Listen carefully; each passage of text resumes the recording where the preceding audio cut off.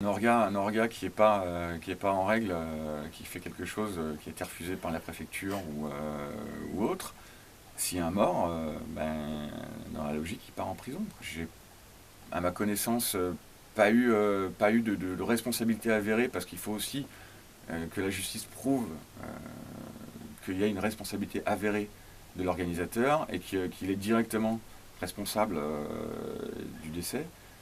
Donc, moi, j'ai pas eu souvent le cas, tu vois, où tu avais un gars qui chutait, comme il a pu arriver là très récemment. Donc, moi, la logique, c'est qu'à partir du moment où la justice met en lumière qu'il y a des carences au niveau de la prévention, de la sécurité des personnes, et que c'est l'orga qui part à pas du gain à éviter de trop charger sur la sécu, ou n'a pas bien fait son job, n'a pas anticipé les problématiques, genre interdire l'accès à des endroits dangereux, il y a vraiment une responsabilité pénale qui est très grave. Et puis c'est normal, parce que s'il y a un mort, voilà, souvent de jeunes en plus. C'est arrivé qu'il y ait des overdoses, voilà, mais globalement, il y a très, très peu souvent, et heureusement, il y a quand même peu souvent des morts dans les soirées. Faut pas non plus diaboliser. Des soirées, il y en a tous les week-ends depuis des années et des années. Les morts se comptent pas sur les doigts de deux mains. Enfin, c'est heureusement, parce que sinon, voilà. Donc il faut pas non plus de diaboliser les trucs, mais ce qu'il faut diaboliser, c'est les orgas qui font mal leur boulot et qui respectent pas les règles, qui vraiment s'en foutent et qui, sous prétexte de gagner 10 000 euros de plus, vont faire l'impasse sur 10 personnes de sécurité en plus, sur des barrières plus hautes, sur des choses comme ça, quoi. Donc ça c'est insupportable.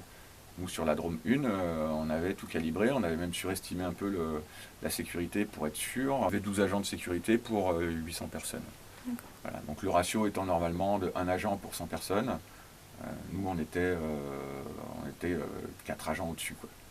Vraiment pour assurer le coup, quoi. Et puis on avait tout l'éclairage de sécurité qu'il fallait, on avait tout checké, la gestion des flux, et voilà. Donc ça c'est ultra important, on ne peut pas faire l'impasse là-dessus.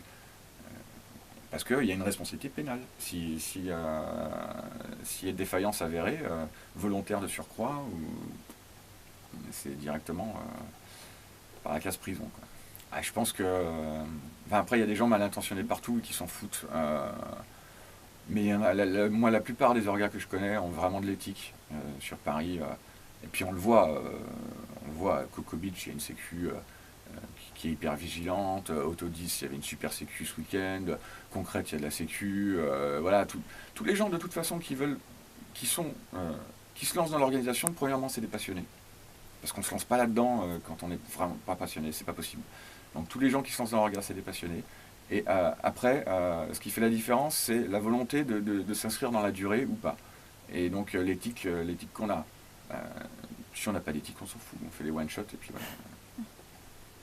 Et c'est là que les problèmes peuvent survenir, quoi. Mais surtout les gens qui sont installés dans Paris, les gens ils travaillent bien.